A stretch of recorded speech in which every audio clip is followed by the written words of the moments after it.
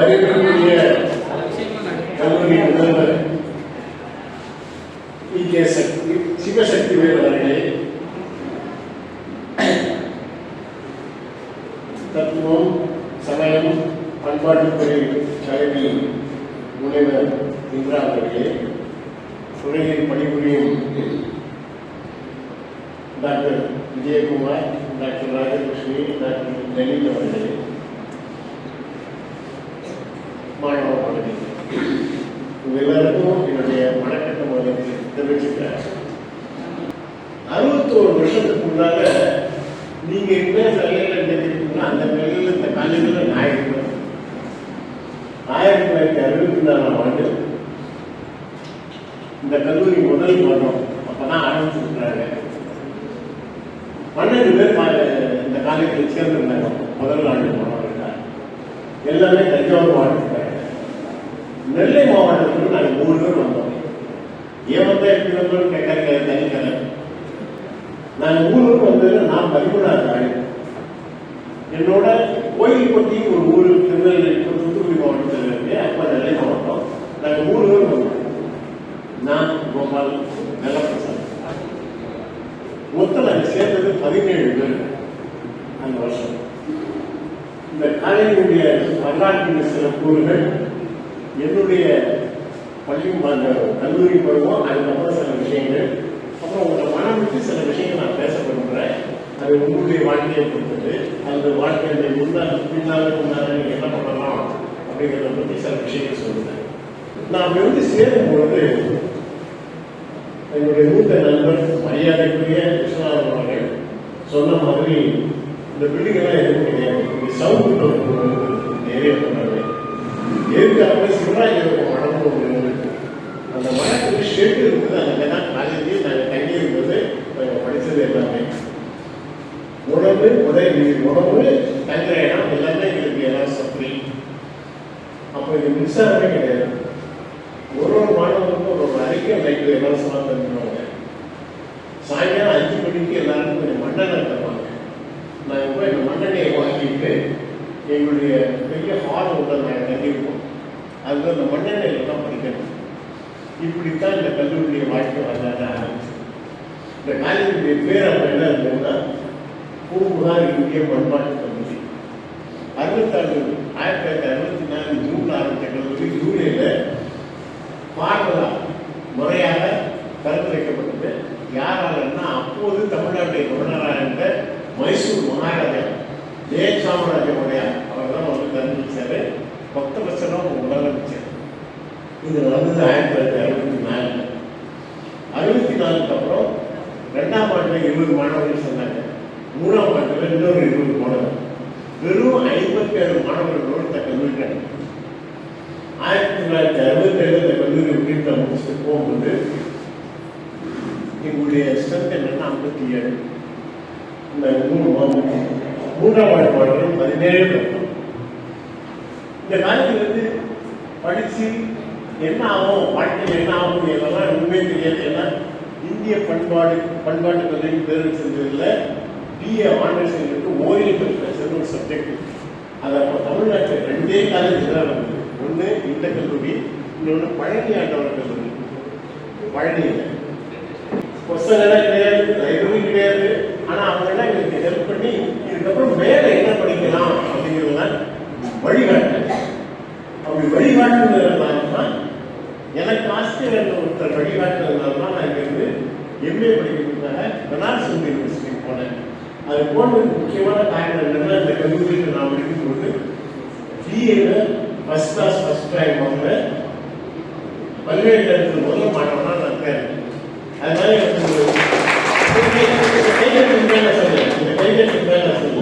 உங்களுக்கு என்னென்ன பிரச்சனை வந்தாலும் எப்படி பேஸ் பண்ணாங்க சொல்றேன்.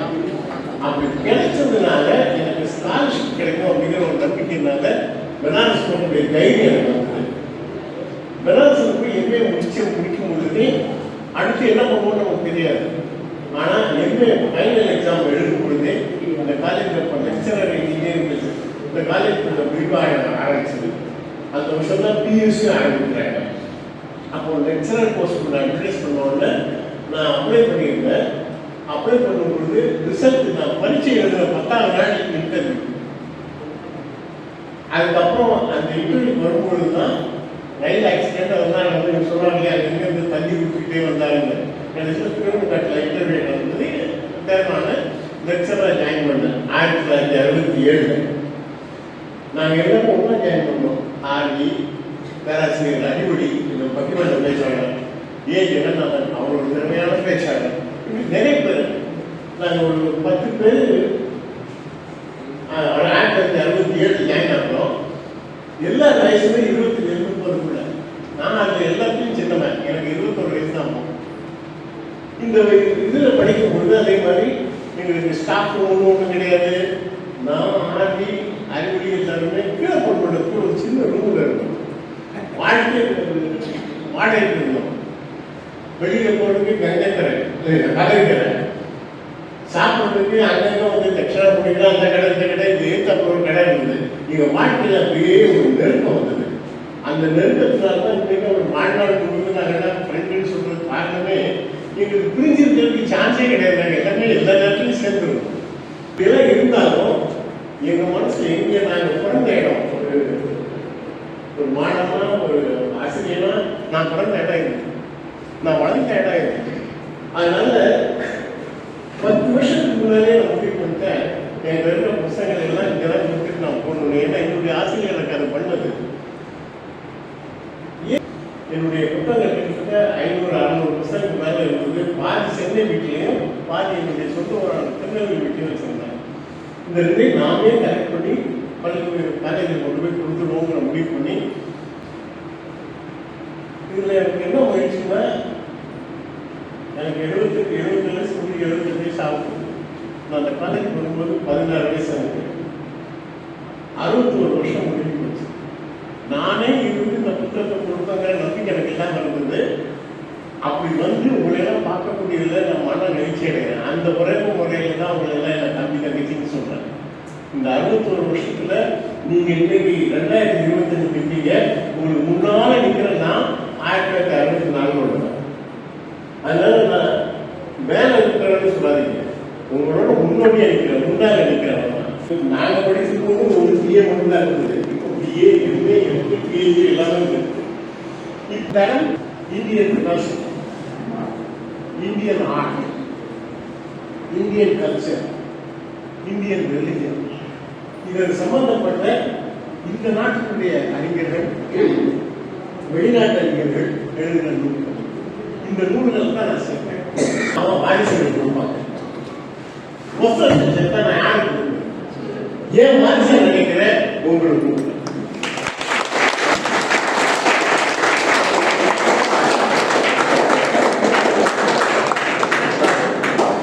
நான் வந்து இந்த புத்தகத்தை நானே காரணம் அதுதான், வேற காரணம் இருக்க முடியாது.